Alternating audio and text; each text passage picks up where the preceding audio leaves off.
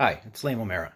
A story recently broke about a Corona man and his family that touches on three different issues important in our campaign.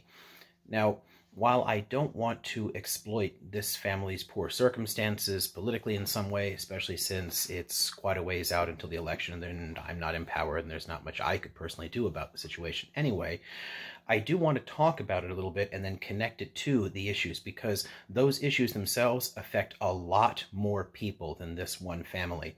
They, in fact, affect millions of people in this country, and we need to solve the deeper issues if we're going to actually prevent things like this from happening again and hurting other people. Now, the short version of this one individual's story is that, well, Jose Palomar was brought to this country at the age of 6 by a relative who crossed in illegally. And he's lived here his entire life. He later chose to get married and married a U.S. citizen and has had 4 children. And realizing that he was putting his family at risk if he were to be deported, obviously it breaks up a family, he decided to do the right thing and crossed over into Mexico to apply for a legal visa to return to the United States and his family, which means he himself never chose to break any laws, and he was trying to do the right thing and enter the country legally. Now, while there, he admitted in his physical exam to have, in the past, smoked marijuana. Since this is still considered a Schedule I controlled substance, a narcotic under U.S. law, and is federally illegal, they denied his right to return, saying that he can possibly apply again within a year or up to 10 years, which means that for trying to do the right thing and come into this country legally, he is now kept apart from his family. His family has been broken up. This should not have happened to Jose Palomar and his family. It should not happen to any other family in this area, anywhere in the Inland Empire, anywhere in the 42nd District, and it should not happen anywhere in this country. This is a problem, and we have to deal with it. Now, this touches on 3 different areas of policy. One is clearly our broken immigration system that has so many people trapped here for no real fault of their own, no real crime of their own, and just having entered the country, having done what so many generations of previous Americans have wanted to do, come here to make a better life for themselves and their families. These are the people who make America great. And he is trying to do the right thing by U.S. laws, and for that, he's being penalized. So, the immigration system being broken, that's problem number 1. The second, more complicated issue here is the drug one. And this is a problem that's created largely because a number of states have been decriminalizing or legalizing the use of cannabis, while the federal government continues to consider it to be a dangerous narcotic. Now, that has never made the slightest bit of logical sense. To be a Schedule I drug, something has to have no medicinal properties whatsoever and be actually harmful. Cannabis is A, not addictive, B, has medicinal uses, and C, kills exactly no one. So why it ever got on there? Well, that's an interesting story, but not one that we can go into here. But it does remain there. And there is significant support for keeping it there, despite there being no rational reason for it. Now, the wife of the individual who's trapped in Mexico here herself has opposed marijuana. This may be why this gentleman no longer does it anyway, but she reached out to our representative, the incumbent, who had a nice response. I'll pull a piece of that out.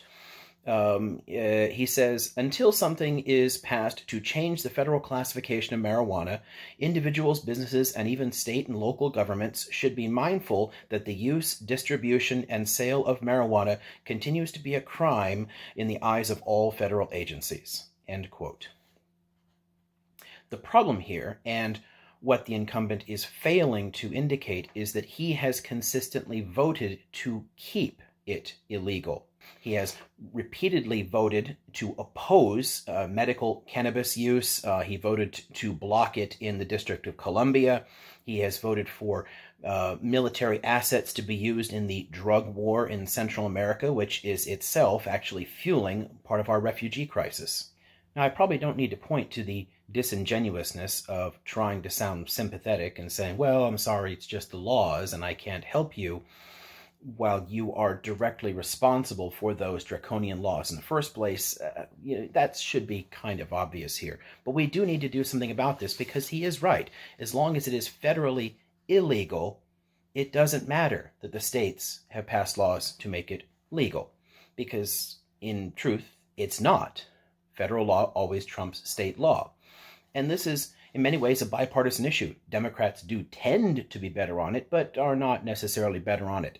Obama locked up rather a lot of people for, recreational cannabis use in their own homes. So I'd like to connect this also to a third issue that I think should be important to voters, and that is the question of civil liberties. By what right is the state telling someone what they can do with their own bodies? Let's make a connection here to something that has been legal all along in this country: tobacco use. Right? Here we have a former cannabis user. My partner is a former tobacco smoker. As a former smoker, if someone told her that she was not welcome to immigrate to their country, I would be furious. What does that have to do with anything at all? A former smoker?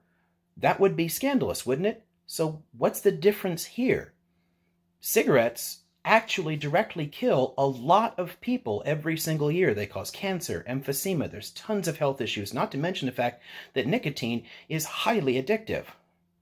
Now, I personally have a nicotine allergy. I don't like being around cigarettes, but would I ever want to ban someone from using them? No, it's not my business what any man or woman in this country wants to do with their own body. If someone wants to smoke cigarettes, they should have a right to smoke cigarettes.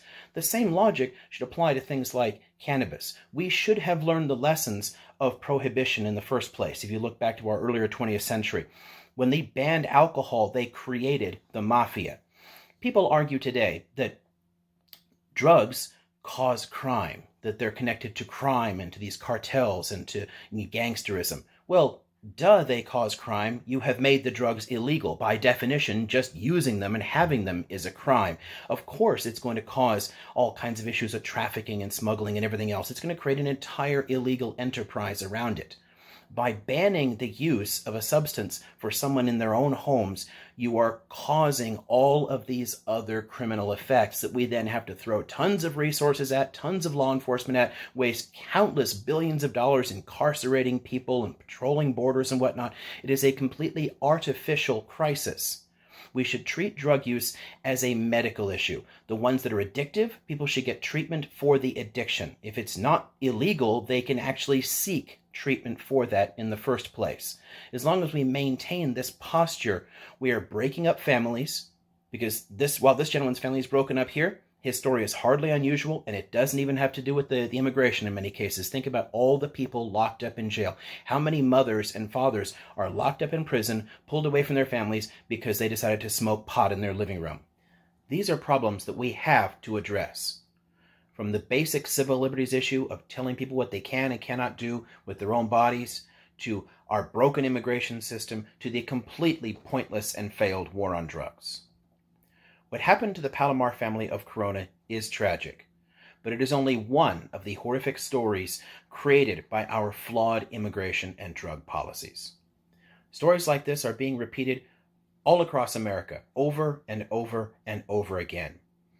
And from our overcrowded prison systems to our deportations, we are tearing apart American families and wasting countless billions of dollars on an artificial problem born of bad policy choices.